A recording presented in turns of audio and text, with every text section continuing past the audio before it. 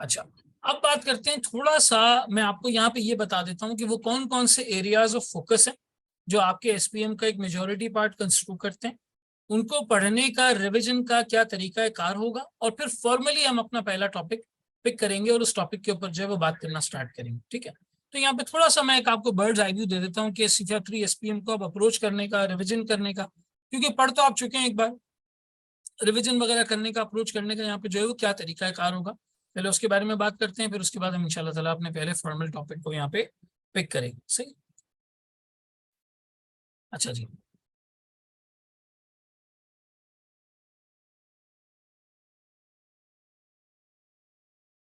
अगर आप CFA3 SPM को थोड़ा सा एनालाइज करें तो यहाँ पे आपके पास ना दो बाइफिकेशन इधर जो है वो बन सकती हैं। अगर आप देखें तो एक आपका तकरीबन 80% एरिया वाला पार्ट है, और एक तकरीबन आपके पास आपका 20% एरिया वाला पार्ट है। ठीक है, अगर मैं 80% एरिया को देखूँ ना, तो इस 80% एरिया में मेरे पास क्या क्या फॉल करता है? स्ट्रैटेजी,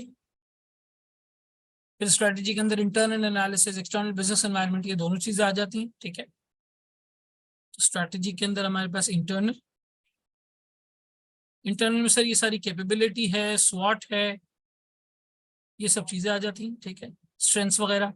एक्सटर्नल एनालिसिस हमारे पास मौजूद है। एक्सटर्नल में सर आपके पास पेस्टल मौजूद है, आपके पास 5 फोर्सेस मौजूद है, आपके पास डायमंड मौजूद है।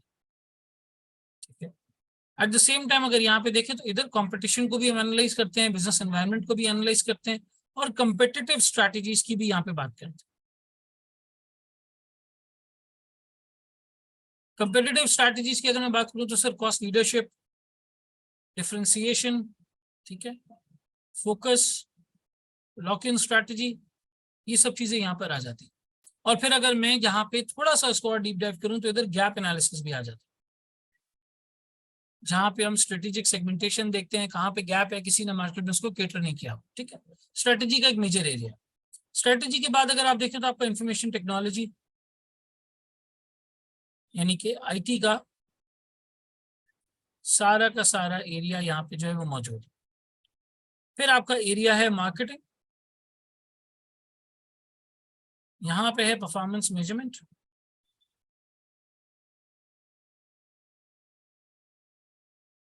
परफॉर्मेंस मेजरमेंट के अंदर अगर हम देखें तो फिर दो चीजें आ जाती हैं, एक फाइनेंशियल और दूसरा नॉन फाइनेंशियल। ये दोनों चीजें यहाँ पर जो है आ जाती है, फाइनेंशियल और नॉन फाइनेंशियल। सही। फाइनेंशियल के अंदर जाहिर हम रेशियो एनालिसिस वगैरह करते हैं, नंबर्स वगैरह देखते हैं, रेशियो नंबर्स, और यहाँ पे हम कंपनी की KPIs देखते हैं, फीडबैक देखते हैं, क्या कंपनी का कमर्शियल सेंस है, किस तरीके से कंपनी चीजों को लेके चल रही है, KPIs क्या है, फीडबैक क्या है, क्रिटिकल सक्सेस फैक्टर्स क्या है, किस तरह से कंपनी मूव कर रही है। ठीक है, फिर हमारे पास यहाँ पे एरिया आ जाता है आपके पास परफॉर्मेंस मेजरमेंट के बाद एथिक्स का। तो सर स्ट्रैटेजी, फिर स्ट्रैटेजी के अंदर यहाँ पे पोर्टफोलियो एनालिसिस और BCG भी है,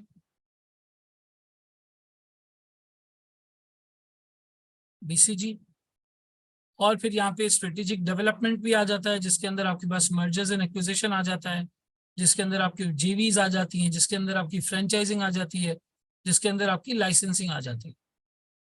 ये सारी चीजें यहाँ पर जो है आपके पास मौजूद है। अगर तुम सिर्फ इन 5 एरियाज को देखो गौर से, ये तुम्हारा स्ट्रैटेजी का एरिया, IT का एरिया जिसमें बिग डेटा, 7P 6 I's ये सब मौजूद है, मार्केटिंग का एरिया जिसमें customer research, 4P's of marketing ये मौजूद है, परफॉर्मेंस मेजरमेंट जिसमें फाइनेंशियल नॉन फाइनेंशियल एंगल दोनों मौजूद है, बैलेंस स्कोर कार्ड हो गया, परफॉर्मेंस पिरामिड हो गया, ये चीजें यहाँ पर मौजूद है, और फिर एथिक्स का एरिया जिसके अंदर ICAP का कोड ऑफ एथिक्स और बिजनेस एथिक्स, ये दो चीजें मौजूद,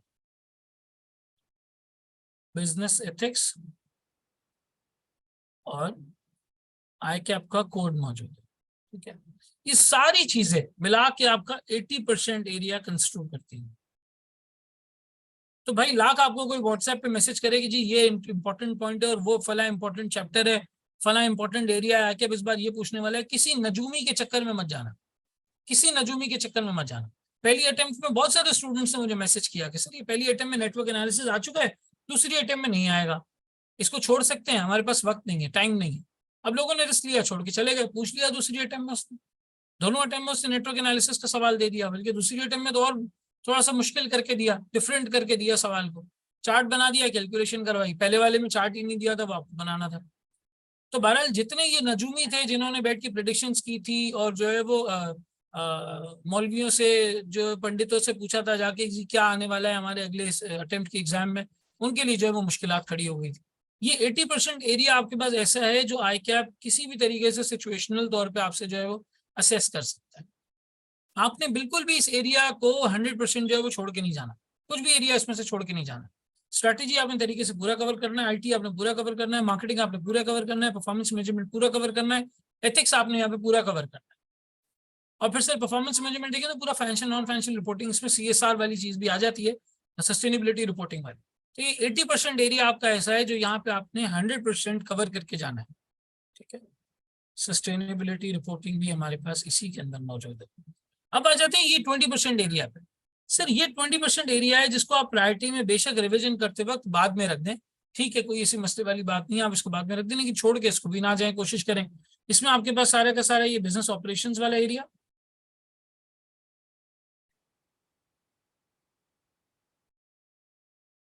बिजनेस ऑपरेशंस वाला एरिया, ठीक है, आपका एचआर और एम्प्लॉय परफॉर्मेंस वाला एरिया सारा यहाँ पे है, अप्रेजल, आपका ये चेंज मैनेजमेंट वाला एरिया, ट्रेनिंग एंड डेवलपमेंट,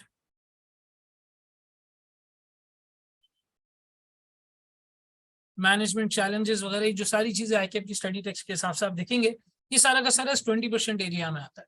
तो 20% एरिया बहरहाल आप थोड़ा सा सेकंड प्रायोरिटी पे अगर करते भी हैं तो कोई इसी मसले वाली बात नहीं है, लेकिन ये आपका दी मोस्ट इंपॉर्टेंट है। 80% एरिया आपका यहाँ से जो है वो इस एरिया से बन के आना है, 80% एरिया यहाँ से बन के आना है। अब आप क्या करें पढ़ते हुए, जैसे तो मैंने आपको 40 पेज समरी बना के दी हुई है, वही समरी लेक्चर्स मैंने यूट्यूब पे, उन्हीं समरीज के ऊपर लेक्चर्स बना के यूट्यूब के ऊपर भी जो है वो डाले हुए, जिससे आप उसको रिवाइज कर सकते हैं। लेकिन कोशिश करें कि जिस वक्त आप पढ़ रहे हैं, ये येलो स्टिकी नोट का आपके पास एक बंच आता है, आपने 2-3 पेज पढ़े, 2-3 पेज पढ़ने के बाद जो वो येलो स्टिकी नोट है उसको पेपर के ऊपर चिपका दो, और उसमें लिख दो एक छोटी सी समरी 3 लाइन की लिख दो कि इसमें आपने क्या समझा है। अगर आप 3 पेज को 4 लाइन में नहीं समझा सकते, इसका मतलब आपको समझ में ही नहीं आया। जिसको समझ में आ जाता है वो समराइज कर लेता है, जिसको समझ में आ जाता है वो बात को समराइज कर लेता है, जिसको समझ ही नहीं आया होता वो बात को समराइज कभी भी नहीं कर पाता, उसको सब कुछ बताना पड़ता है बार बार। जिसको समझ आ जाता है वो एसेंशियल आइडिया, जो एसेंस है, कोर एसेंस है, उस पर पहुंच जाता है, मरकजी ख्याल पे पहुंच जाता है। और जो सेंट्रल आइडिया है वो एक दफा आपने 3 लाइन 4 लाइन में लिख दिया, वो आपको बात हमेशा जिंदगी भर याद रहेगी। कभी भी आपको उस पर रट्टा नहीं लगाना पड़ेगा, रटना नहीं पड़ेगा, सोचना नहीं पड़ेगा कि जी यहाँ पे क्या चीज थी और जो है वो क्या मतलब था इन बातों। मेजर मेजर 3-4 बातें हैं वो उसके अंदर आपने जो है वो लिख लेनी। कुछ बातें चैट पे आई हुई हैं, थोड़ा सा इस पर देख लेते हैं क्या कहते हैं लोग। एचआर, हाँ, रिस्क मैनेजमेंट भी बिल्कुल सही है, रिस्क मैनेजमेंट का एरिया भी आपके पास जो है वो मौजूद है, रिस्क मैनेजमेंट भी हमने यहाँ पे लिखना है। ठीक है, रिस्क मैनेजमेंट का एरिया भी आपके पास जो है वो मौजूद है। इंटरनेट का इशू आ रहा है भाई, बाकी लोग बता दें, सही है। अच्छा, ये एचपी के नाम से यूजर है, कहते हैं जैसे लास्ट पेपर में क्वेश्चंस आए हैं, ऐसा लगा कि रिसर्च करके स्टेटिस्टिक्स ढूंढ कर एग्जामिनर ने बनाए, सर्चिंग वेबसाइट बता दें जहां से डाटा मिल जाए। सर्चिंग वेबसाइट बता दें, देखो मेरा जहां तक अंदाजा है ना, एग्जामिनर एमएससी 2 का एग्जाम 2017 से बना रहा है, 2017 से आईकैप एमएससी 2 का एग्जाम बना रहा है। तो अब इनके पास एक बिजनेस मैनेजमेंट के सिनेरियोस का एक डेटा बैंक जमा हो चुका है, अच्छा खासा डेटा बैंक जो है वो जमा हो चुका है। और इसी तरीके से दूसरी बॉडीज में तो सवाल आते ही रहते हैं, इस तरह के क्वेश्चंस पूछे ही जा रहे होते हैं। तो इन क्वेश्चंस के अंदर आईकैप अगर एक रिसर्च की महारत हासिल कर चुका है तो मुश्किल नहीं है CFAP 3 के लिए 15-15, 12-12 नंबर के सवाल बनाना या 20-20 नंबर के सवाल बनाना, इतनी कोई मुश्किल चीज नहीं। और बहुत जल्द आप देखिएगा आईकैप क्या करेगा, जैसे BFD के लंबे लंबे सवाल आ रहे हैं ना, 25-25 नंबर का सवाल वो पूछ रहा है, 30 नंबर का सवाल वो पूछ रहा है, और टोटल 4 सवालों के अंदर पेपर को जो है वो मुकम्मल कर देता है। अनकरीब SPM भी इसी फॉर्मेट पर आ जाएगा। एक बड़ा बिजनेस केस होगा, वो बिजनेस केस के 30 नंबर के मार्क्स होंगे, 2 रिक्वायरमेंट होगी, आपको 30 नंबर के लिए एक सवाल जो है मुकम्मल करना होगा। तो अब सवाल और डिटेल होते जाएंगे और सिनेरियो में डिटेल जो है वो डेप्थ डाली जाएगी, ताकि मैक्सिमम क्वेश्चंस वहां से जो है वो बनाए जा सके, मैक्सिमम क्वेश्चंस वहां से बनाए जा सके। ठीक है ना, तो इसमें कोई रिसर्च या स्टेटिस्टिक्स का मुझे नहीं लगता कि इसके अंदर कोई जो है वो निमल बदल है। बस जो एग्जाम बनाने वाले लोग हैं, आप ये ध्यान में रखें, वो इंडस्ट्री के लोग हैं, देयर इंडस्ट्री प्रोफेशनल्स। ये बहुत ज्यादा जो है वो इस तरह के लोग होते हैं जिन्होंने बहुत सारी प्रॉब्लम सॉल्व की हुई होती हैं या बिजनेसेस को बहुत सारे प्रॉब्लम्स में देखा होता है, तो उनके लिए सिचुएशन बनाना, सिनेरियो बनाना कोई इतनी मुश्किल बात नहीं है। दूसरी बॉडीज के एग्जामिनेशन पेपर्स भी होते हैं, वो भी मौजूद है आपके पास। MSc2 में काफी हद तक ICAP जो है वो रिसर्च अब कर चुका है, बहुत सारे क्वेश्चंस बना चुका है, तो वो डेटा बैंक मौजूद है। तो इन सारी चीजों को इस्तेमाल करते हुए बहरहाल यहाँ पे जो है वो इंक्लूड किया जा सकता है, ऐसा पेपर बनाया जा सकता है।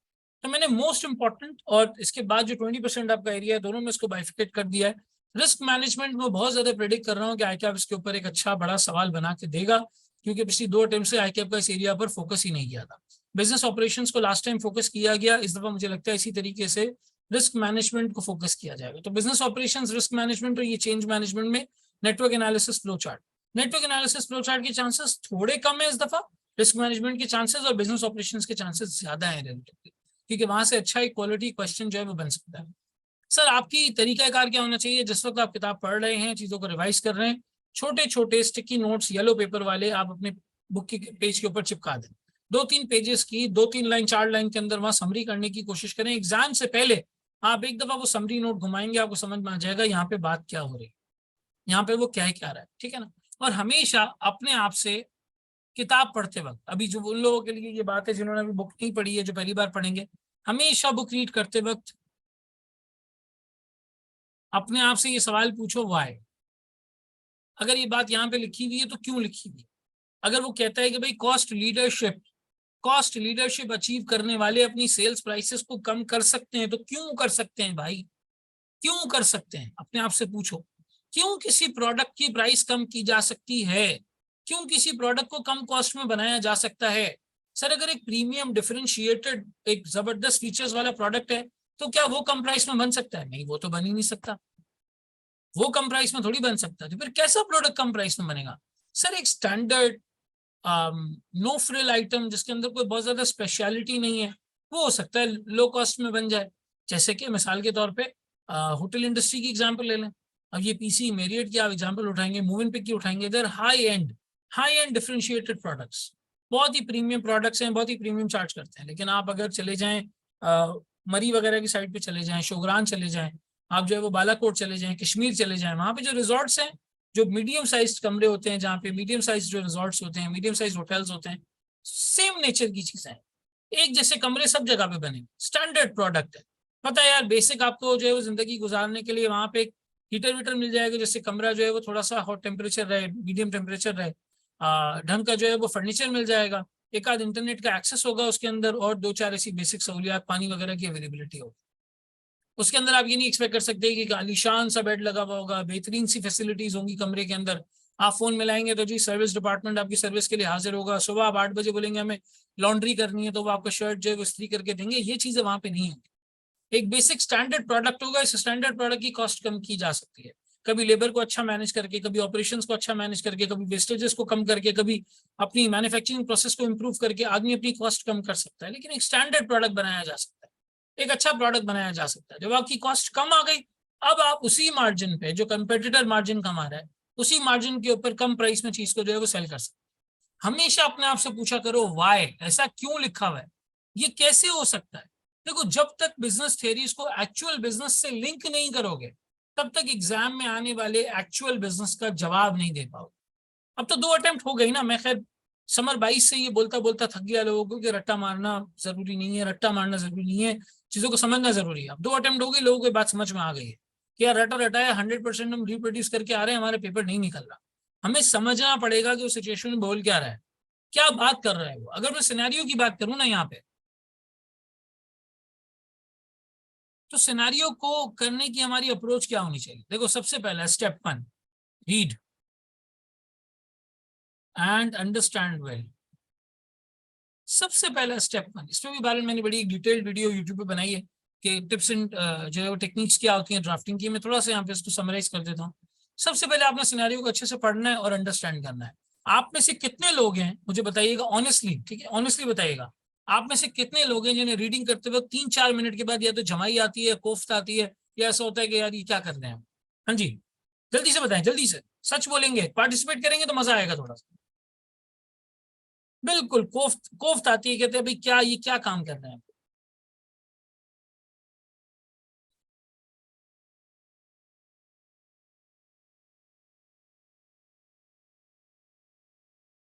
3 दफा बुक पढ़ने के बाद तो बिल्कुल दिल नहीं चाहता, नहीं 3 दफा पढ़ना भी नहीं है, तो that is too much of effort कम करना, आउटपुट ज्यादा लेके आना है। लाजमी होता है ऐसा भाई, ये इसलिए होता है क्योंकि अब हम रीडिंग के आदी नहीं रहे, हमें सोशल मीडिया की बहुत आदत हो चुकी है, हमें वीडियोस की स्क्रॉल करने की, छोटे छोटे क्लिप्स देखने की, रील्स देखने की, शॉर्ट फॉर्म कम्युनिकेशन की हमें बहुत आदत हो चुकी है। भाई किताब तो छोड़ो, हम पूरा सवाल नहीं पढ़ सकते, हम पूरा सवाल नहीं पढ़ सकते, तो ये कैसे हो सकता है कि एग्जाम में जो क्वेश्चन आएगा वो हमें पढ़ना आएगा? हमारी जो कॉम्प्रिहेंशन स्किल्स हैं उन्हीं पे सबसे बड़ा डाउट है। देखो, या तो तुम लोग बोलो कि मैं आके जो है वो बड़ी बड़ी बातें करूं सब्जेक्ट के बारे में, बड़ी बड़ी थियरियां बताऊं और चला जाऊं, या फिर तुम बोलो कि सर आप हमारे साथ ऑनेस्ट हो और ऑनेस्ट होकर हमें बताएं कि हमारे मसले का हल क्या है। तो भाई ऑनेस्ट होकर बिल्कुल बता रहा हूँ, हमारे मसले का हल ये है कि हमारा अटेंशन स्पैन है ही नहीं, हमारी कॉम्प्रिहेंशन स्किल्स है ही नहीं। पहले के दौर में जब इंटरनेट नहीं होता था, टेक्नोलॉजी नहीं होती थी, तो बच्चे क्या करते थे, एक ही सीरीज की काउंटिंग, बार बार काउंटिंग, मतलब मिसाल के तौर पर वो खिलौने हैं, वो बार बार उसको काउंट किए जा रहे हैं, ब्लॉक्स हैं उसको काउंट किए जा रहे हैं। इतनी बोरिंग और इतनी अनहैपनिंग चीजें करते थे बच्चे कि उन्हें आदत हो चुकी थी इस तरीके से रीडिंग हैबिट डेवलप करने की या बोरिंग काम करने की। क्या हमें इसकी आदत है? नहीं, हमें इसकी आदत नहीं है। तो अगर आप ये समझते हैं, अगर आप ये समझते हैं भाई कि आपने थोड़ी सी अपनी कॉम्प्रिहेंशन स्किल्स को इम्प्रूव करना है, तो कम से कम इस बात को लेके कॉन्शियस हो जाएं कि आपको रीड करना होगा। अगर रीडिंग करते करते आपको 25-30 मिनट बाद ऊँग आ जाती है और आपको लगता है यार मैं क्या काम कर रहा हूँ, लेकिन आप कॉन्शियस नहीं है, तो आप छोड़ देंगे उस एफर्ट को। आप बोलेंगे नहीं हो रहा, चलो ब्रेक ले लेते हैं, मैं थक गया हूँ। आप थके नहीं है, एनर्जी खत्म नहीं हुई है आपके अंदर, आपको आदत नहीं रही है इस काम की, आपको इस काम की आदत नहीं रही है। अब जैसे मैं आपको अपनी बात बताऊं, मैं अभी रिसेंटली एक किताब पढ़ रहा था, एटॉमिक हैबिट्स। तो एटॉमिक हैबिट्स का एक पैराग्राफ था, एक पैसेज था, मुझे नहीं समझ में आ रहा था, और मैं उसकी तह में नहीं पहुंच पा रहा था कि ये बात यहाँ पे हो क्या रही है। सतही लेवल पे तो सही बात थी। मैं क्या किया, मैं थोड़ा सा यूट्यूब पे गया और मैंने उसी हैबिट के टॉपिक पे, जिसपे मैं वो चीज पढ़ रहा था एटॉमिक हैबिट्स के अंदर, मैंने वो यूट्यूब पे लिखा। बहुत सारे लोगों ने यूट्यूब पे उसकी वीडियोस बनाई हुई थी, किसी ने समरी बनाई हुई थी बुक की, किसी ने कुछ और, किसी ने कुछ और, डायग्राम की फॉर्म में, पिक्चर्स की फॉर्म में, पॉडकास्ट की फॉर्म में लोगों ने समझाया हुआ था कि उस बात का मतलब क्या है। तो मुझे वो बात समझ में आ गई। तो अब अगर मिसाल के तौर पे आप एसपीएम की कोई चीज पढ़ रहे हैं, ठीक है ना, आप मिसाल के तौर पे कोई चीज पढ़ रहे हैं, आपको पढ़ते पढ़ते वो समझ में नहीं आती, तो आप क्या उससे रिलेटेड कोई छोटा कॉन्सेप्ट या कोई छोटी चीज वीडियो फॉर्म में नहीं सर्च कर सकते? सर बिल्कुल कर सकते हैं। इसकी आदत ना बनाइएगा, क्योंकि अगर आपको वीडियो देखने की आदत हो गई तो आपकी स्पीकिंग तो अच्छी हो जाएगी, राइटिंग कभी भी अच्छी नहीं होगी। राइटिंग स्किल्स हमेशा रीडिंग से इंप्रूव होती हैं। तो इस बात से कॉन्शियस हो जाएं कि सबसे पहली रिक्वायरमेंट सिनेरियो को हैंडल करने की ये है कि हम उसको पढ़ के समझें कि वो बात क्या कर रहा है। हमें इसको प्रॉपरली अंडरस्टैंड करना होगा, कंपनी कहाँ है, किस मसले को फेस कर रही है, कहाँ पहुंच चुकी है, क्या चीज कंपनी को करनी है, क्या इसके मसले का हल होगा। पहले तो बेहतर तरीके से उसे रीड करना है, अंडरस्टैंड करना है। अभी जब मैं सिचुएशन करवाऊंगा, आपको सवाल सॉल्व करवाऊंगा, तो मैं ये सवाल सॉल्व करवाते हुए बताऊंगा कि किस तरीके से आपको रीड करते हुए उन बेसिक वर्ड्स को या बेसिक की आइडियाज को, की एरियाज को आपने अंडरलाइन करके चलना है। आपने समझ के चलना है कि यार यहाँ पे ये बात हो रही है, इसका ये मतलब है, ये सिचुएशन में बताया जा रहा है। आप अगर सिनेरियो की रीडिंग और अंडरस्टैंडिंग पे ही वक्त नहीं लगाएंगे, तो फिर आप आंसर कैसे एक्यूरेटली लिखेंगे? अगर आपका अटेंशन स्पैन कम हो गया है सोशल मीडिया की वजह से, तो ये बात आपको पता है ना। Now you need to force yourself. थोड़ा सा आपको यहाँ पे फोर्स करने की जरूरत है अपने आप, थोड़ा सा फोर्स करने की जरूरत है कि नहीं यार मुझे रीड करना पड़ेगा। ये सिनेरियो को हल करने के लिए सबसे पहली कड़ी है। हमारा क्या मसला हो रहा होता है, हम रीड करते वक्त डिटेल्स खो देते हैं दिमाग में, क्योंकि हमें रीडिंग की आदत नहीं है। अगर हो सकता है तो डेली एक आर्टिकल पढ़ने की आदत डाल दो भाई, 15 मिनट 10 मिनट लगेंगे, एक आर्टिकल कोई अपने ब्रेक में पढ़ लिया करो। ब्रेक तो आप लोग बहुत सारे ही लेते हैं, या ब्रेक ही लेते हैं, बीच में स्टडी का टाइम होता है। ब्रेक तो पूरा दिन होता है, ये पूरा दिन स्टडी का टाइम होता है, बीच में ब्रेक्स होती हैं। दो अप्रोचेज हैं पढ़ने की, कुछ की ये वाली अप्रोच है, कुछ की वो वाली अप्रोच होगी। तो ब्रेक तो बहरहाल हम हमारी सबकी जिंदगी में है, हम ब्रेक लेते हैं। तो जब आप ब्रेक लेते हैं, कोशिश करें एक आध आर्टिकल पढ़ लें, अपने इंटरेस्ट का ही पढ़ लें। थोड़ी आपकी रीडिंग की हैबिट, रीडिंग की एबिलिटी से जो है इम्प्रूव होगी। तो अगर रीडिंग की एबिलिटी नहीं है, रीडिंग की हैबिट नहीं है, तो वो काफी हद तक जो है नुकसान पहुंचाती है एंड में आते आते, क्योंकि हमें पढ़ने की आदत ही नहीं। सबसे पहले आपने अपने सिनेरियो को अच्छे से पढ़ना है और अंडरस्टैंड करना है कि क्या बात हो रही है, ठीक है। उसके बाद आपने एक दफा उस सिनेरियो को अंडरस्टैंड कर दिया, ठीक है, अब आप थोड़ा सा उसको एनालाइज करें। एनालाइज किस चीज को? रिक्वायरमेंट, कि भाई मुझे यहाँ पे मांगा क्या गया है, क्या पूछा गया है मुझसे। सिनेरियो पढ़ लिया, समझ लिया, रिक्वायरमेंट देखो। अब रिक्वायरमेंट में वो क्या कहता है, रिक्वायरमेंट में क्या क्या चीज आ सकती है सर? क्या उसने कहा है डिफाइन, क्या उसने कहा है आइडेंटिफाई, क्या उसने कहा है जस्टिफाई, क्या वो कह रहे हैं डिस्कस, क्या वो कह रहे हैं रेकमेंड, क्या वो कह रहे हैं एडवाइस, क्या उसने कहा है इवैल्यूएट, या उसने कहा है एनालाइज? पहले आपने सिचुएशन पढ़ ली, अच्छे से समझ लिया। सिचुएशन पढ़ने समझने के बाद दूसरी चीज आपने यहाँ पे ये करनी है, आपने देखना है एग्जैक्ट रिक्वायरमेंट क्या है। एक कहते हैं सर ICAP की बुक में SPM में 4-5 लाइन में टॉपिक खत्म हो जाता है। नहीं यार, बास जगह पे टेक्स्ट बहुत अच्छा दिया हुआ है, ऐसा हम पूरी बुक को स्टीरियोटाइप नहीं कर सकते। बास जगह पे बड़ा अच्छा टेक्स्ट दिया हुआ है। नहीं है तो मेरी किताब से पढ़ लो, PDF अवेलेबल है। मैंने ये तो बोला नहीं है स्टूडेंट्स को कि सॉफ्ट कॉपी नहीं है, सॉफ्ट कॉपी अवेलेबल है फ्री में, आप उसको डाउनलोड करें, पढ़ें उसको। किसने मना किया? आप किसी ने मना नहीं किया, उससे रीडिंग कर लें। ICAP की किताब साथ रखें, वो किताब साथ रखें, जो नहीं समझ में आए वहां से पढ़ लें। अगर वहां भी कम लगता है तो इंटरनेट पे थोड़ा सा लिख लो। एक चीज एक दफा देखो, एक दफा की मेहनत है, एक चीज एक दफा आपको अच्छे से समझ में आ गई, जिंदगी भर आपको कोई वो चीज जो है वो भुलवा नहीं सकता दिमाग से। जो समझ में नहीं आती वो आदमी चीज भूल जाता है। अब पानी पीना है, हमने कितनी बार पानी को पिया है तो हमें याद है भाई पानी का ये इस्तेमाल है, इसको इस तरीके से यूज किया जाता है। ये कोई भूलने वाली चीज तो नहीं है। ड्राइविंग है, हमने 10,000 बार की है, गाड़ी चलाई है, हमें पता है गाड़ी किस तरह चलाई जाती है, तो कभी भी इंसान भूलता नहीं है उसको, कभी भी नहीं भूलता। वो 7-8 महीने 10 महीने साल बाद भी गाड़ी में बैठेगा तो गाड़ी ड्राइव कर लेगा, क्योंकि उसकी मसल मेमोरी बन चुकी है। तो इसी तरीके से आप चीजों को समझने की आदत डालेंगे, उसे सवालत में अप्लाई करने की आदत डालेंगे, उसको एनालाइज करने की आदत डालेंगे, कोई आपको नहीं भुला सकता कि जी डिफरेंशिएशन का क्या मतलब है और पेस्टल में क्या होता है, 5 फोर्सेस में क्या होता है। हमने सवालत पे अप्लाई किया नहीं होता, रट्टे मारे हुए होते हैं। हमने रट्टा लगाया हुआ होता है कि जी सस्टेनेबल कंपेरेटिव एडवांटेज का ये मतलब है। अरे भाई किसी सवाल में अप्लाई कर दो ना इसको, किसी सवाल में अप्लाई करो, देखो कैसे उसका मतलब निकल रहा है, क्या चीज अप्लाई हो रही है। हमेशा अपने आप से पूछो तो वाई फैक्टर, ये बात यहाँ क्यों की जा रही है, इसका यूज क्या है, क्यों मैं इस बात को यहाँ पे जो है वो करूँ, क्यों इस्तेमाल करूँ, क्या वजह है कि क्यों बात में यहाँ पे जो है वो मेरे साथ की जा रही है। तो आपने सिनेरियो को अच्छे से पढ़ना समझना है, एनालाइज करना है कि रिक्वायरमेंट में उसने क्या पूछा है, फिर आपने अपने आंसर को प्लान करना है। यहाँ पे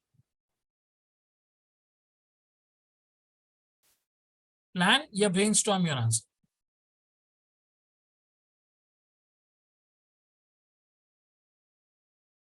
अब आप अपने आंसर को प्लान करें या ब्रेनस्टॉर्म करें। अभी तो खैर CFEP का एग्जाम इलेक्ट्रॉनिक नहीं हुआ, आगे जाके इलेक्ट्रॉनिक हो जाएगा। आज इलेक्ट्रॉनिक नहीं है तो तरीका ये होना चाहिए कि आपके आंसर शीट के आप आखिरी पन्ने पर जाएं, व्हाइट स्पेस मौजूद है, रफ वर्क करें, वहां पे ब्रेनस्टॉर्म करें, बबल बनाएं, बबल बना के अंदर पॉइंटर्स में सोचें मुझे यहाँ पे क्या लिखना चाहिए। ये ऐसे जैसे किसी ने दरख्त काटने से पहले आरी तेज कर ली, अब दरख्त जल्दी कट जाएगा। अब दरख्त काटते हुए परेशानी नहीं होगी कि नहीं जी यहाँ अटक रहा है, वहां मसला हो रहा है, ऐसा हो रहा है, वैसे हो रहा है। पहले आपने आरी तेज कर ली, you have sharpened the saw, सबसे पहले आपने ये काम कर लिया। तो प्लान कर लें अच्छे से, अपने आंसर को ब्रेनस्टॉर्म कर लें, सोच लें यहाँ पे क्या क्या पॉइंट्स मुझे लिखने की जरूरत है, और हमेशा आपके जो पॉइंटर्स हैं वो रेलिवेंट होने चाहिए। Right, relevant, concise and as per the scenario.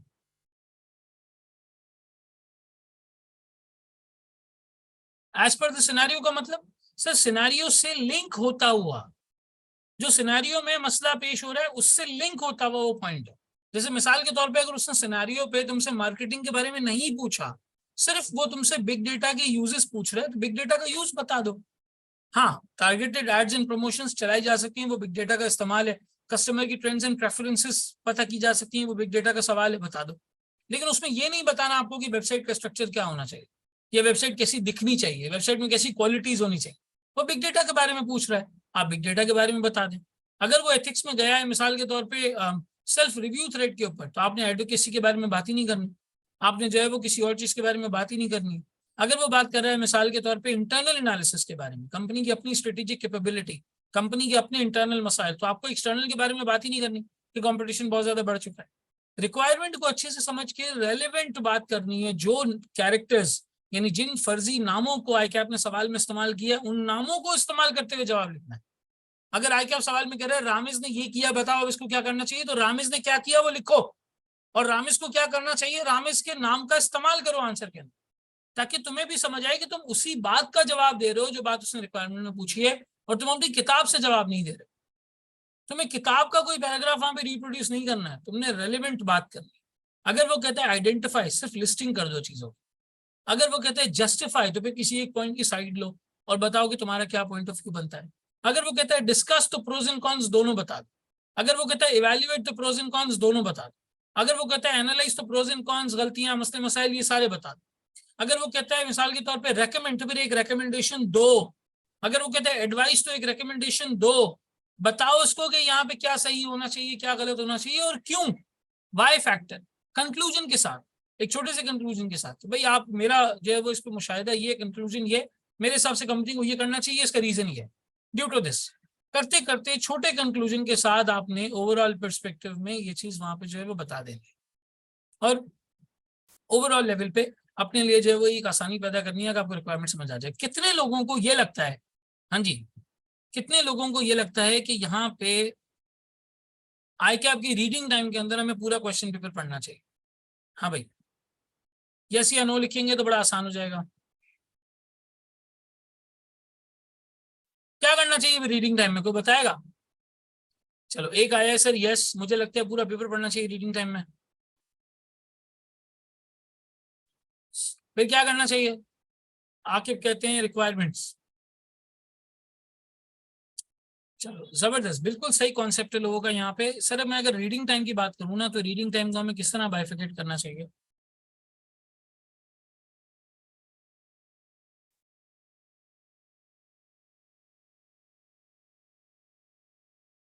Sir reading time के यहाँ पे आप दो पोर्शंस बना दें। सबसे पहले सबकी रिक्वायरमेंट्स को स्किम करें, स्किम ऑल द रिक्वायरमेंट्स।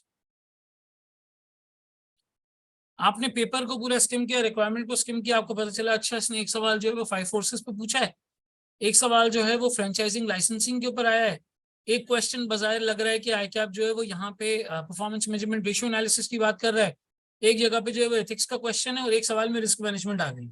5 सवाल तकरीबन टिपिकली 20 नंबर के एवरेज के हिसाब से 5 सवाल आ गए। आपने बोला रिस्क मैनेजमेंट भी बड़ा अच्छा पता है, सर ने वर्कशॉप में भी इस पर फोकस किया था और मुझे अच्छे तरीके से मालूम है, मैंने इसको अभी अभी रिवाइज किया, मैं ना रिस्क मैनेजमेंट सबसे पहले पिक करता हूँ। ठीक है, आप पिक करें the easiest one, pick the apparently easiest one. सबसे पहले सबसे आसान वाले को पिक करें, सबसे आसान वाले को, और फिर उसके बाद रिमेनिंग टाइम के अंदर सॉल्व करना।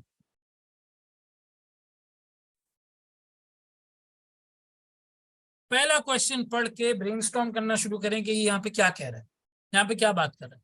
द मोमेंट 15 मिनट खत्म होंगे, आपका ये आधे से ज्यादा सॉल्व हो चुका होगा, जहन में आपने उसके पॉइंटर सोच लिए होंगे कि मुझे यहाँ पे जो है वो क्या क्या बात यहाँ पे जो है वो लिखनी है, कौन कौन से पॉइंट्स मुझे यहाँ पे लिखने हैं। या अगर नहीं भी सोचे होंगे तो एटलीस्ट सिनेरियो आपको समझ में आ गया होगा, आपको पूरी बात समझ में आ गई होगी कि वो यहाँ पे क्या बात कर रहा है, क्या कहना चाह रहा है, या क्या रिक्वायरमेंट है, आपसे क्या मांग रहा है। तो बेसिकली सबसे पहले रीडिंग टाइम के अंदर आपने सब रिक्वायरमेंट्स को स्किम करना है, छोटे छोटे छोटे छोटे सवाल देखने की, जी क्या क्या उसने पूछा हुआ है, कौन कौन से टॉपिक से पूछा हुआ है, स्किम कर लिया, आपको आइडिया हो गया भाई 5 टॉपिक से मुझे सबसे अच्छा आता है, सबसे पहले वो सवाल उठा लो, pick the apparently easiest one, उसको रीड करो, रीड करके ब्रेनस्टॉर्म करो कि इसमें मुझे देखो, हमें 50 नंबर ढूंढने हैं, सही 50 नंबर ढूंढने हैं।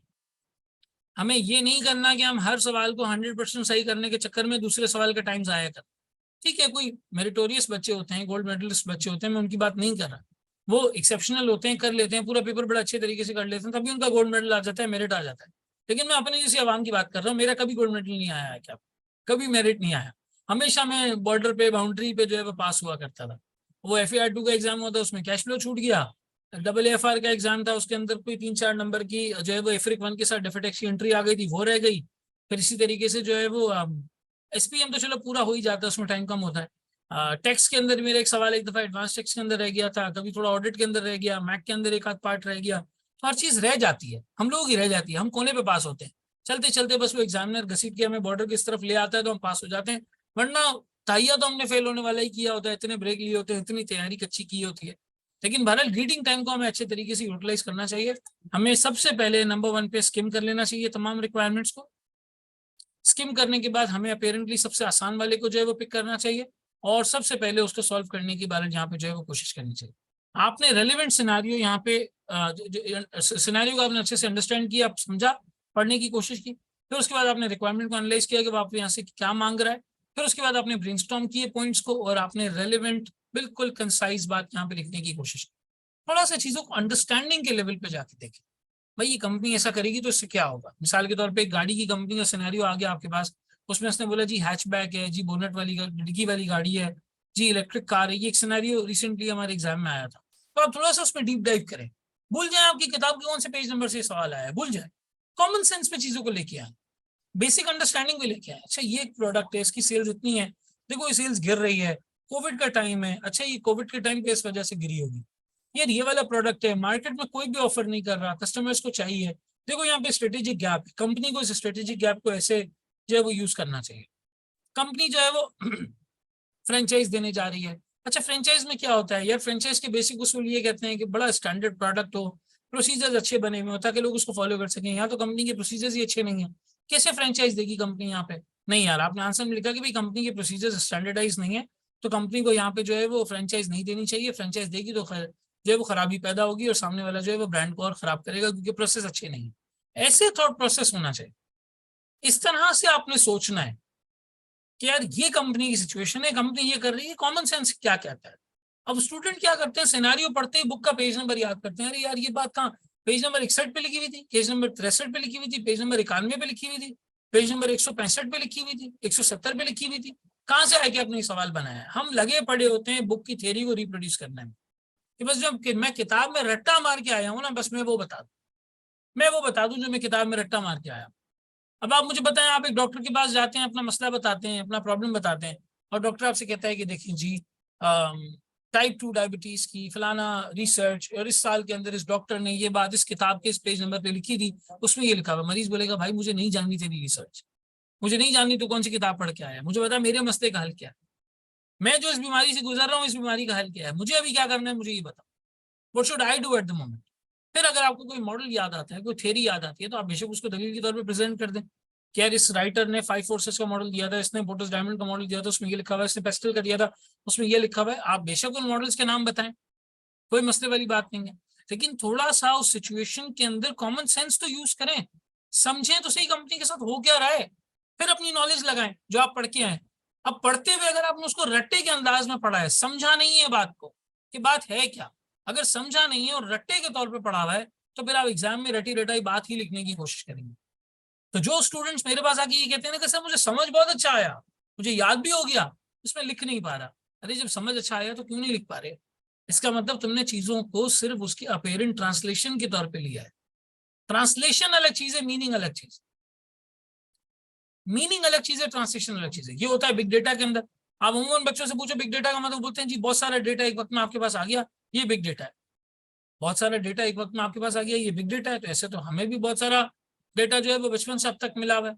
हम जहां जाते हैं कोई ना कोई पीस ऑफ इंफॉर्मेशन दिमाग में सेव होती चली जाती है। हम भी तो वो डेटा मुस्तकिल स्टोर कर रहे हैं, तो हमारे डेटा के अंदर उनके डेटा के अंदर क्या फर्क है। हम क्या करते हैं, वो क्या होता है, अरे नहीं भाई कंपनी जो डेटा लेती है, कंपनी उसको स्ट्रक्चर करती है, उसके पैटर्न्स बनाती है, उसके चार्ट्स बनाती है, ग्राफ्स बनाती है, समझने की कोशिश करती है कि ये डेटा हमसे कह क्या रहा है। अभी टेलीनॉर या मेरा ख्याल है मोबिलिंक, आपको यकीन नहीं आएगा, मोबिलिंक माइक्रो फाइनेंस बैंक या टेलीनॉर माइक्रो फाइनेंस बैंक ने अपने लोगों को कर्जा देते हुए, लोन देते हुए उनके बिहेवियर को एनालाइज किया उनके सिम कार्ड से, कि यार ये वक्त पे कॉल बैक करते हैं नहीं करते, इनका टेक्स्ट मैसेजेस वगैरह की क्या फ्रीक्वेंसी है, इनके कॉल्स की क्या फ्रीक्वेंसी है। बहुत सारे उन्होंने पैटर्न्स एनालाइज किए, पेमेंट्स की क्या फ्रीक्वेंसी है, क्या इन्होंने वक्त पे अपना मोबाइल का बिल भरा, या एक एक सिंक्रोनाइज तरीके से इनकी क्रेडिट हिस्ट्री चली आ रही है, या एक तरीके से इनकी जो है वो बिलिंग हिस्ट्री चली आ रही है, ये पैकेजेस वगैरह किस तरह परचेस करते हैं, कॉल्स किस तरह करते हैं, क्या इनका मोबाइल यूजेज होता है, किस वक्त होता है, किस तरह के कॉन्टैक्ट और रीजन में इनकी बातचीत होती है, किस तरह के लोगों से बातचीत होती है, सब उन्होंने एनालाइज किया। और ये एनालाइज करके रिफ्लेक्ट किया गया, टिपिकल मिडिल क्लास फैमिली का आदमी है, ये लोन पे डिफॉल्ट नहीं करेगा, इसको सच्चा कारोबार करना है, ये काम करने के लिए पैसे ले रहा है। ठीक है, उसमें भी होगा, नॉन परफॉर्मिंग लोन्स का रेशियो होगा 1-2%, 2-3% होगा, लेकिन बहरहाल उन्होंने डेटा को एनालाइज किया।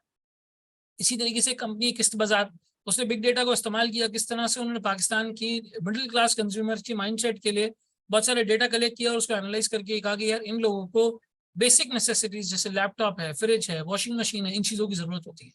बैंक क्या करता है, बैंक पब्लिक से पैसा लेता है बैंक अकाउंट के अंदर और गवर्नमेंट को उधार दे देता है, पीआईबीज और टी बिल्स के ऊपर गवर्नमेंट देती है 20-21% सूद, बैंक खुश होगी खाता है बैठ के। बैंक हमें तो कभी भी पैसा नहीं देता बिजनेस करने के लिए, इन चीजें करने के लिए। बैंक लोन उसको देता है जिसको जरूरत नहीं है, जिसको जरूरत होती है उसको नहीं देता, उसको 10,000 किस्म की कंडीशंस लगाता है और कहते हैं नहीं आप नहीं रीपे नहीं करेंगे तो मसला हो जाएगा, ये हो जाएगा, वो हो जाएगा। यही मसला जो है वो इंडिया में भारत पे ने सॉल्व किया, यही मसला पाकिस्तान के अंदर जो है वो मल्टीपल स्टार्टअप सॉल्व करने की कोशिश कर रहे हैं। रिटेलो बाजार, रिटेलिस्तान, आप इस तरह के स्टार्टअप्स उठाएं, वो काम ही ये करने की कोशिश करें कि रिटेल सेक्टर जो मिडिल क्लास सेक्टर है इनको लोन किस तरह से दिया जा सके।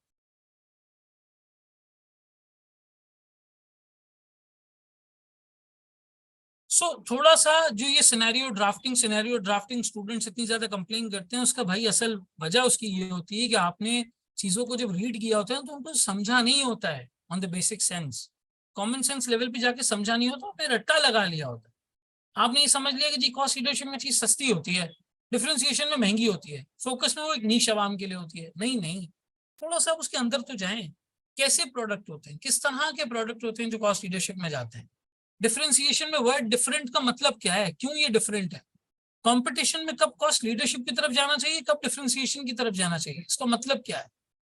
कंपटीशन में कब फोकस की तरफ जाना चाहिए, क्यों कोई कंपनी फोकस की स्ट्रेटजी अपनाती है, क्यों कोई कंपनी कॉस्ट लीडरशिप की तरफ जाती है, क्यों कोई कंपनी डिफरेंशिएशन की तरफ जाती है।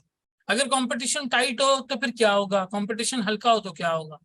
लाइसेंसिंग कब करनी है, फ्रेंचाइजिंग कब करनी है, जेबी किसको कहते हैं, पार्टनरशिप किसको कहते हैं, जो आपका एसोसिएशन होती है, एसोसिएशन या स्ट्रेटेजिक अलायंस किसको कहते हैं, अलायंस और जेबी में क्या फर्क होता है। कंपनी को कब डेवलपमेंट करनी चाहिए प्रोडक्ट की, कब मार्केट की डेवलपमेंट करनी चाहिए, मार्केट पेनिट्रेशन का क्या मतलब है, स्किमिंग प्राइस और पेनिट्रेशन प्राइस का क्या मतलब है, ये कब किए जाते हैं, कब किस वक्त इसका इस्तेमाल होता है। कोई कंपनी की एग्जांपल आपके जहन में हो, कोई प्रैक्टिकल सिनेरियो आपके जहन में हो, नहीं। इतना डेप्थ में जाके हम चीजों को समझते ही नहीं, इतना फोकस हम करते ही नहीं है चीजों, उनकी डेप्थ में नहीं जाते। हमें लगता है कि हाँ यार ये सवाल हमने पढ़ा है, हमें समझ में आ गया, अगर हम होते एग्जाम में तो हम उसको कर चुके होते, ये सोच के हम जो है वो छोड़ देते हैं, पेन ही नहीं। और जब सोल्यूशन पढ़ते हैं तो कहते हैं हाँ अगर मैं लिखता तो मैं भी ऐसे ही लिखता, मैं भी यही पॉइंट लिखता जो एग्जामिनर ने लिखा है यहाँ। इस आश्रय पे हम एग्जाम में चले जाते हैं, पहली दफा लिखते हैं एग्जाम के अंदर और पहली दफा गलती करते हैं एग्जाम के अंदर। एग्जामिनर कहता है भाई ये तो तेरा प्रैक्टिस सेशन था, अब अगली अटेम्प्ट में आना सही से पेपर देने का। प्रैक्टिस सेशन कर लेते हैं, फिर एहसास होता है, घर जाते हैं, फिर ड्राफ्टिंग शुरू करते हैं, लिखना शुरू करते हैं। तो थोड़ा सा आपने प्रायोरिटाइज करना है, थोड़ा सा आपने चीजों के डेप्थ में जाके समझना है कि इसका मतलब क्या है।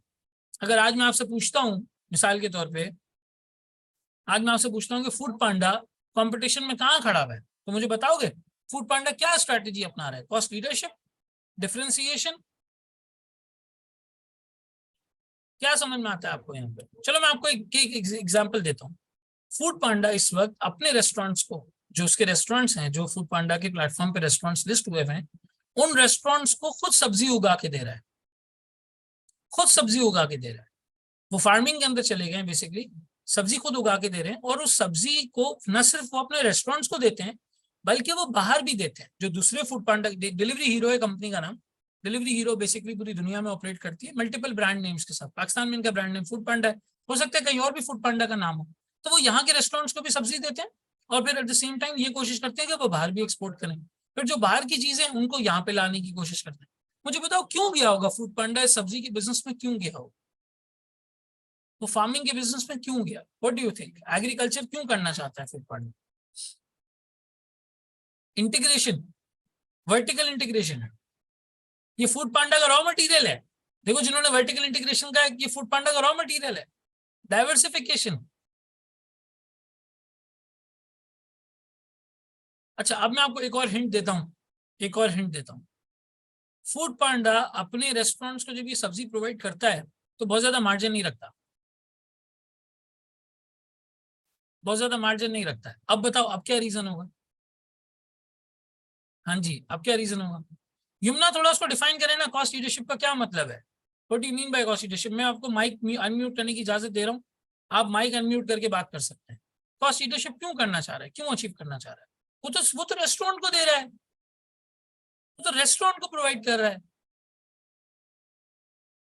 अब देखो किसी ने मार्केट पेनिट्रेशन लिखा, किसी ने कंपेरेटिव एडवांटेज लिखा, किसी ने लिखा फ्रेश वेजिटेबल की ऑनलाइन सर्विस स्टार्ट करना चाह रहा है होम डिलीवरी के लिए, want to be a market leader. Excellent, ये एक आया है मुजम्मिल, डायरेक्ट मैसेज पे इन्होंने लिखा है यहाँ पे। मुजम्मिल बिल्कुल सही पिक किया है आपने, यहाँ पे बिल्कुल सही चीज पिक की है लेकिन चलो अच्छा है इन्होंने एवरीवन पे नहीं लिखा, तो बाकी लोग पढ़ नहीं सकते कि इन्होंने क्या बताया यहाँ पे। Changing the behaviour of consumer, how, कैसे बिहेवियर चेंज हो रहा है? मैं पिज्जा मंगवाता हूँ, आज भी मंगवाऊंगा, बिहेवियर कैसे चेंज हो रहा है? Cost leadership to increase long term relationship, भाई फूड पांडा की कॉस्ट कैसे कम हो रही है इससे, ये बताओ ना अब्दुल समद। फूड पांडा की कॉस्ट कैसे कम हो रही है? तो रेस्टोरेंट को बेच रहा है, रेस्टोरेंट बना रहा है प्रोडक्ट। हाँ भाई, थोड़ा सा डेप्थ में उतरते हैं ना, थोड़ा समझने की कोशिश करते हैं। सर मैं अब आपको बताता हूँ, इसका एक बड़ा रीजन ये है क्योंकि बढ़ती हुई इन्फ्लेशन के साथ अगर फूड पांडा का प्लेटफॉर्म भी महंगा हो गया तो लोग उसकी एप्लीकेशन पे नहीं आएंगे, और उस एप्लीकेशन की फिक्स कॉस्ट बहुत सारी है। जो डिजाइनिंग के लोग बैठे हैं, डेवलपमेंट के लोग बैठे हैं, कोडिंग के लोग बैठे हैं, सिक्योरिटी के लोग बैठे हैं, वो अपनी सैलरीज लेंगे चाहे कोई ऐप पे आए या ना आए। फूड पांडा की ऐप बड़े बड़े फेस्टिवल्स में भी क्रैश नहीं होती, इतनी रोबस्ट ऐप है, बड़े बड़े फेस्टिवल्स में भी वो क्रैश नहीं होती। मैंने ये चीज एक पॉडकास्ट में सुनी थी, फूड पांडा के स्ट्रैटेजी के हेड थे, हेड ऑफ स्ट्रैटेजी थे आई गेस, या सीएफओ थे आई गेस। उन्होंने कहा इन्फ्लेशन को फाइट करने के लिए हम ये कर रहे हैं कि हम सिर्फ कॉस्ट लगा के अपना नुकसान नहीं कर रहे, कॉस्ट लगा रहे हैं, कॉस्ट लगा के फार्मिंग कर रहे हैं, बहुत ही मिनिमल मार्जिन के ऊपर हम आगे रेस्टोरेंट को सप्लाई कर देते हैं। हमें पहले भी उस वर्टिकल से कोई प्रॉफिट नहीं आता था, हम अभी उस वर्टिकल से कोई प्रॉफिट नहीं कमाते हैं। हम रेस्टोरेंट को इस शर्त पे देते हैं ये सब्जियां, ये सारी चीजें, कि भाई आप अपने एंड प्रोडक्ट को थोड़ा सा सस्ता रखेंगे सो दैट लोग हमारी एप्लीकेशन पे आते रहें, वो उन प्रोडक्ट्स को कंज्यूम करते रहें। पहला जवाब। दूसरा जवाब, जब वो इन प्रोडक्ट्स को बाहर एक्सपोर्ट करते हैं तो इन्हें इंपोर्ट की इजाजत मिलती है, क्योंकि अगर वो एक्सपोर्ट नहीं करेंगे तो उन्हें इंपोर्ट की इजाजत नहीं मिलेगी, पाकिस्तान में डॉलर के मसले चल रहे हैं। तीसरा जवाब, पांडा मार्ट के अंदर अगर उन्हें फ्रेश वेजिटेबल्स किसी को सप्लाई करनी है तो वो अपने वेयर हाउस से फ्रेश वेजिटेबल्स को सप्लाई करके जो रूटीन वेजिटेबल मार्केट है उस वेजिटेबल बिजनेस को डिस्टर्ब कर सके। तो यहाँ पे तीन मकासद हैं। पहला, उनका प्लेटफॉर्म अफोर्डेबल रहे, तो यहाँ पे आप कह सकते हैं कि वो कॉस्ट लीडरशिप अपने लिए अचीव नहीं कर रहे, वो अपने कंज्यूमर को सस्ता प्रोवाइड करने की कोशिश कर रहे हैं थ्रू देयर सप्लायर या थ्रू देयर एजेंट, जो भी रेस्टोरेंट वहां पे लिस्ट हुआ है। दूसरा सवाल, वो अपनी एक लॉज एंड रेगुलेशन के मसले से जो है वो बाहर निकलने की कोशिश करें। ऑपरेशनल इशू, बिजनेस ऑपरेशंस का यहाँ पे जो है इनपुट आएगा, अपने एक ऑपरेशनल इशू को हल करने की कोशिश करें। तीसरी बात कि वो पांडा मार्ट के अंदर जो इनका एक नया प्रोडक्ट है, सेम मार्केट को एक नया प्रोडक्ट उन्होंने इंट्रोड्यूस किया है, जो प्रोडक्ट डेवलपमेंट वाला बिजनेस है उसको पेनिट्रेट करवा सकें, उसको स्ट्रेंथन कर सकें, उसको और मजबूत बना सकें। अब देखो ये फूड पांडा की जो एग्जांपल थी, क्या ये जरूरी है कि एक चैप्टर से उठ के आएगी एसपीएम के? नहीं सर, ये एक चैप्टर से उठ के नहीं आई है, ये एक चैप्टर से उठ के नहीं आई, ये बहुत सारे चैप्टर्स की, 2-3 चैप्टर्स की मिलाकर यहाँ पे जो है वो बात है। कितने लोगों ने फूड पांडा की एप्लीकेशन पे रेस्टोरेंट का नाम देखा है? JFC, J for juice, JFC नाम का रेस्टोरेंट देखा है आप लोगों ने? हाँ जी, एनीवन? चलो एक जवाब आया, दो जवाब, दो लोगों ने देखा है। और कोई है जिन्होंने जेएफसी के नाम से देखा है रेस्टोरेंट? सादिया कहती है उन्होंने भी देखा है, अरसलान कहते हैं उन्होंने भी देखा है। चलें, क्वाइट अ फ्यू पीपल, कोई आप 5-6 लोग हैं जिन्होंने ये नाम देखा हुआ है। आप इस ब्रांड के पीछे जाएं, जेएफसी के पीछे जाएं, और जेएफसी के पीछे जाके देखें, बिल्कुल केएफसी कॉपी है, बिल्कुल केएफसी कॉपी है। लेकिन जहां तक मुझे पता है ये फूड पांडा का शायद अपना ही रेस्टोरेंट है, इनका अपना सेटअप है जो इन्होंने स्टार्ट किया है, और बिल्कुल केएफसी जैसे ही प्रोडक्ट, की फ्राइड चिकन टाइप की चीजें ये जो है वो इसके ऊपर प्रोवाइड करता है। क्या लगता है फूड पांडा ने ये रेस्टोरेंट कैसे ओपन किया होगा? क्या चीज पीछे इस्तेमाल की होगी इस रेस्टोरेंट को ओपन करने के लिए? हाँ जी, एनीवन? क्या चीज इस्तेमाल की होगी?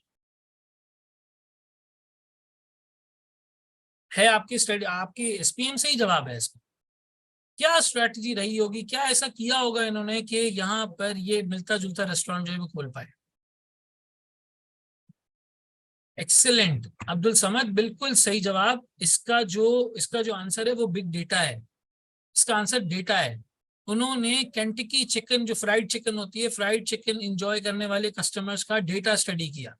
वो कौन से इलाके में रहते हैं, साल के किस दिन उसकी डिमांड हाई होती है, साल के किस दिन डिमांड लो होती है, ये किन किन इलाकों में खाया जाता है, कितना खाया जाता है, क्या इसका ऑर्डर साइज होता है, क्या इसका टिकट साइज होता है, सारा इन्होंने स्टडी किया है। और स्टडी करने के बाद इन्होंने ऐसा ही एक जो है वो शेफ लगा के पीछे होम किचन खोल के इस प्रोडक्ट को जो है वो स्टार्ट कर दिया, बिग डेटा को इस्तेमाल किया, कस्टमर प्रेफरेंस को समझा। अब मुझे बताओ, क्या ऐसी चीजों को समझने के लिए मेरा फोकस मेरी बुक पे होना चाहिए कि ये बुक में ये कहाँ लिखा हुआ है, या मेरा फोकस उस जनरल अंडरस्टैंडिंग की बेस पे होना चाहिए जो मुझे पढ़ के मिली है? सिनेरियोस को हल करने का भाई बेसिक तरीका यही है कि आपको वो कॉन्सेप्ट समझ में आता हो, वो बात समझ आती हो। अब यहाँ पे देखो 2-4 लोगों ने दिया जवाब, भाई कस्टमर प्रेफरेंस को स्टडी कर रहा है, वो समझ रहा है कि चिकन की मार्केट चल कैसे रही है, फ्राइड चिकन की मार्केट पाकिस्तान के अंदर कितने पैसों पे चल रही है, क्या चल रहा है, फिर प्लेटफॉर्म पे ही लेके आ जाएंगे तो केएफसी से ऊपर ले आएंगे जेएफसी को। कोई केएफसी सर्च कर रहा है, उसको जेएफसी दिख रहा है वगैरह, चलो ठीक है यही मंगवा लेते हैं, सेम केएफसी जैसे ही लग रहा है, और नाम भी उन्होंने मिलता जुलता रखा है। तो ऐसे कोई 4 रेस्टोरेंट्स हैं मेरे ख्याल है जो फूड पांडा के अपने हैं। फिर इनका होम शेफ का वर्टिकल अलग है, ये सब्जियों का वर्टिकल इन्होंने रिसेंटली अलग खोला है, पांडा मार्ट का वर्टिकल इनका अलग है, ये चीजें अलग चल रही हैं। क्या आपको कहीं पर भी ऐसा नजर आया कि फूड पांडा ने अनरिलेटेड डाइवर्सिफिकेशन की है? नहीं सर, ये सारे रिलेटेड डाइवर्सिफिकेशन के एंगल के अंदर आते हैं।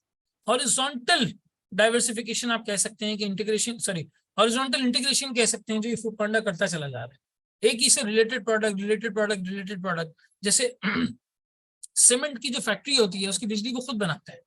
पाकिस्तान में ज्यादातर सीमेंट के प्लांट्स आप देखें वो अपनी बिजली खुद बनाते हैं।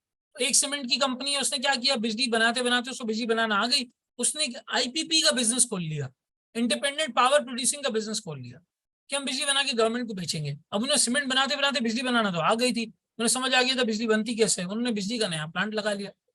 अब प्लांट लगा के बोला चलो जी गवर्नमेंट को बेचते हैं हम। अब वो नेपरा वगैरह को बिजली बेचते हैं और बिजली बेचने पर जो है पैसे चार्ज करते हैं।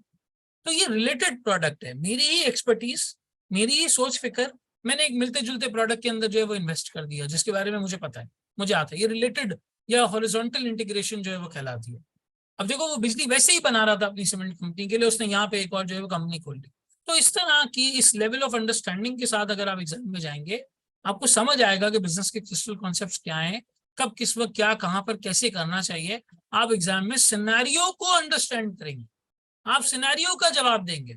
यहाँ मसला क्या हो रहा है, आप जानबूझ के वो पैराग्राफ रिप्रोड्यूस कर रहे हो जो आप किताब में पढ़ के आए हो, कि बस मैं किसी तरीके से किताब की बात लिख दूं, यहाँ पे मैं किसी तरीके से ये लिख दूं कि मैं पेज नंबर 35 का पैराग्राफ 2 पढ़ के आया हूँ, उसकी दूसरी लाइन में रिप्रोड्यूस कर दूं इधर। नहीं, उसको रिप्रोड्यूस नहीं करना है। मुझे बताओ नोकिया क्यों फेल हुआ, नोकिया या कोडैक जो कैमरा है ये क्यों फेल हुआ? बस ये आखिरी 1-2 बातें करके फिर हम अपने पहले टॉपिक की तरफ चलते हैं। हाँ भाई, नोकिया या कोडैक कंपनी क्यों फेल हुआ? मोहम्मद हुमायूं कहते हैं मेच्योर, अडॉप्शन नहीं कर सका, फेल टू इनोवेट। इसका जवाब कहाँ से निकालोगे? कोई थ्योरी आती है जहन में? चेंज नहीं लाए वक्त के साथ, इनोवेशन नहीं की, fail to adopt change, didn't respond to demand of market, analyse नहीं की। एक टॉपिक है आप लोगों का प्रोडक्ट लाइफ साइकिल, क्या उससे लिंक कर सकते हो इसको?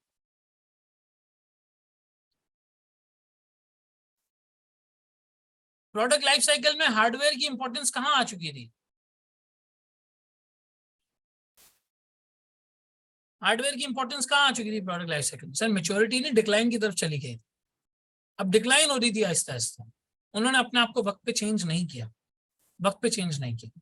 अगर वो अपनी प्रोडक्ट लाइफ साइकिल को अच्छे से समझते ना, तो वो ये समझते हैं कि अब हार्डवेयर की और जो सिम्बियन फोन्स हैं, जो स्मार्ट, मतलब स्मार्ट तो नहीं कहेंगे, जो दिखने वाले अच्छे दिखने वाले फोन्स होते थे, अब तो ये सीधा सीधा सा सिंपल फोन होता है ना, कोई बटन नहीं कुछ नहीं, स्क्रीन है। पहले के फोन्स बड़े खूबसूरत हुआ करते थे, अच्छे अच्छे स्टाइल के बटन होते थे, स्टाइलिश किस्म की फ्रेम्स होती थी, डिजाइन होती थी। मुझे नहीं पता आप में से कितने लोगों ने उनको इस्तेमाल किया, लेकिन अगर आप 6600 देखें, 6300 देखें नोकिया के जो फोन्स हैं, या आप अगर सैमसंग के फोन देखें K300 और K200, इस तरह के जो फोन फ्लैप फोन्स देखें, बड़े खूबसूरत दिखते थे वो। तो अब हार्डवेयर से आहिस्ता आहिस्ता लोगों का फोकस जो है वो जा रहा था, निकलता जा रहा था। और अगर वो इसी चीज के अंदर रहते, नोकिया का खैर मार्केट शेयर सबसे हाई था, तो क्या मैं ये कह सकता हूँ कि वो स्टार प्रोडक्ट एक वक्त आया कैश काउ बन गया, और फिर कैश काउ के बाद जब वो डिक्लाइन पे गया ना, तो उन्होंने चेंज नहीं किया अपने आप। मुझे बताओ एआई में, आर्टिफिशियल इंटेलिजेंस में गूगल आ गया है कि माइक्रोसॉफ्ट आ गया है?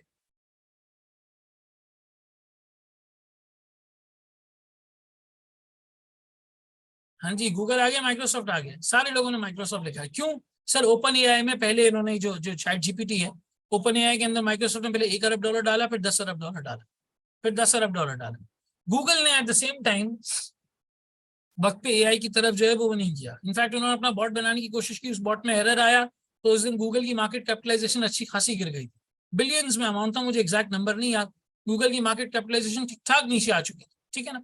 ये वजह क्या है सर? आप वक्त पे क्या करते हैं, आपने एक चीज पढ़ी होगी बीसीजी मैट्रिक्स के अंदर, सर वक्त पे हम कैश काउ से पैसा निकाल के कहाँ ले जाते हैं? हम स्टार प्रोडक्ट्स की तरफ लेके जाते हैं, हम R&D की तरफ लेके जाते हैं, हम इनोवेशन की तरफ लेके जाते हैं, हम नए प्रोडक्ट्स की तरफ लेके जाते हैं। ये नए प्रोडक्ट क्या है? नए प्रोडक्ट इज प्रोडक्ट डेवलपमेंट, नए प्रोडक्ट इज प्रोडक्ट डेवलपमेंट, यानी एंड्स ऑफ ग्रोथ मैट्रिक्स और बीसीजी मैट्रिक्स ये दोनों साथ साथ चलते हैं। एंड्स ऑफ ग्रोथ मैट्रिक्स मुझे ये बताता है कि मुझे अब क्या करना है, और बीसीजी मैट्रिक्स मुझे ये बताता है कि मेरा प्रोडक्ट अब किस लाइफ साइकिल के ऊपर स्टैंड कर रहा है। यानी इनफैक्ट ये तीनों चीजें, product life cycle, BCG matrix और एंड्स ऑफ ग्रोथ मैट्रिक्स, ये तीनों चीजें साथ चलती हैं। अब एक सवाल अगर मुझे सॉल्व करना है जिसमें कंपनी की करंट स्टेज बताई गई है और आगे के बारे में बताया गया है, तो मैं इन तीनों मॉडल्स को साथ लेके चलूंगा। यानी मैं बीसीजी मैट्रिक्स को भी देखूंगा, मैं प्रोडक्ट लाइफ साइकिल को भी देखूंगा, मैं एंड्स ऑफ ग्रोथ मैट्रिक्स को भी देखूंगा कि कंपनी आज किस स्टेज पर है, कंपनी को आगे क्या करना चाहिए, और कंपनी को उसको करने के लिए क्या तरीका कार जो है वो कंपनी अपना सकती है। तो बहरहाल ये BCG matrix, ends of growth matrix और आपका ये दो तीन चीजें, ये सारे एक कॉन्सेप्ट मिला के, एक लिंक मिला के, प्रोडक्ट लाइफ साइकिल वगैरह मिला के जो है वो बताते हैं। प्रोडक्ट लाइफ साइकिल आपको स्टेज बताता है, बीसीजी मैट्रिक्स आपको स्टेज बताता है, फिर आप एंड्स ऑफ ग्रोथ मैट्रिक्स को यूज करके देख सकते हैं कि अब आपने अगला कदम जो है वो किस तरफ रखना है, क्या चीज मार्केट में नहीं चल रही है, किस चीज का डिमांड जो है वो, किस चीज की डिमांड जो है वो नहीं चल रही है। इसके लिए आपने मार्केटिंग में एक टॉपिक पढ़ा होगा, कंज्यूमर रिसर्च, कि आपको पिम्स एनालिसिस के थ्रू कंज्यूमर पे रिसर्च करनी होती है, मार्केट पे रिसर्च करनी होती है, मार्केट में क्या चल रहा है, डिमांड क्या चीज है, वो कॉन्सेप्ट यहाँ पे लिंक हो गया।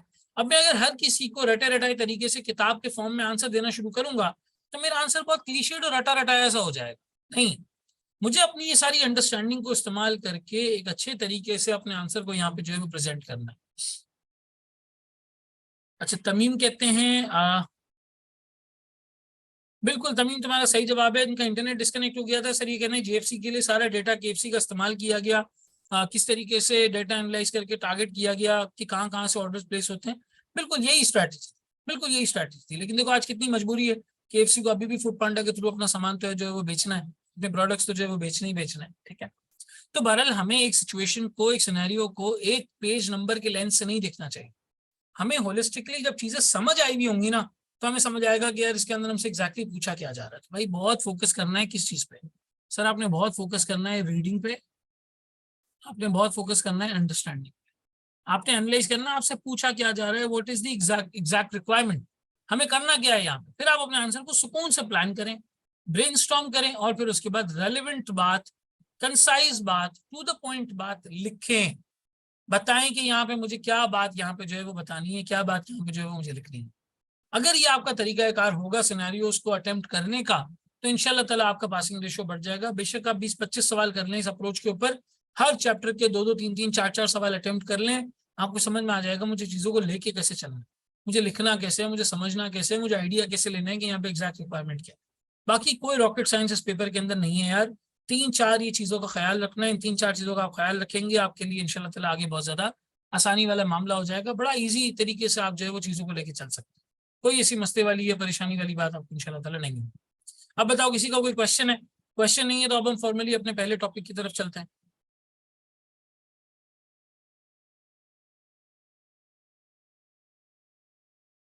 थोड़ा सा मैं आपको परफॉर्मेंस मेजरमेंट समझाऊंगा, और परफॉर्मेंस मेजरमेंट के बाद हम इंशाल्लाह ताला एक क्वेश्चन करेंगे, उसमें परफॉर्मेंस मेजरमेंट और मार्केटिंग की दोनों चीजें, ठीक है। चलो, किसी का यहाँ पे कोई क्वेश्चन नहीं है तो सबसे पहले वाले में हमने कुछ इंट्रोडक्शन और नो दी ऑडियंस किया था। अब हम थोड़ा सा यहाँ पे हमने एक जनरल गाइडेंस ली है regarding the drafting scenario, questions किस तरह हैंडल होंगे, ये वाली चीज है, और आप रिविजन और प्रायोरिटाइजेशन आखिरी में कैसे कर सकते हैं, ठीक है। अब हम थर्ड सेगमेंट की तरफ मूव करते हैं। इस तीसरे सेगमेंट में हम परफॉर्मेंस मेजरमेंट, पहला जो हमारा टॉपिक है, इसको समझते हैं, और समझने के बाद इस पर, इसके ऊपर इंशाल्लाह एक सवाल करते हैं।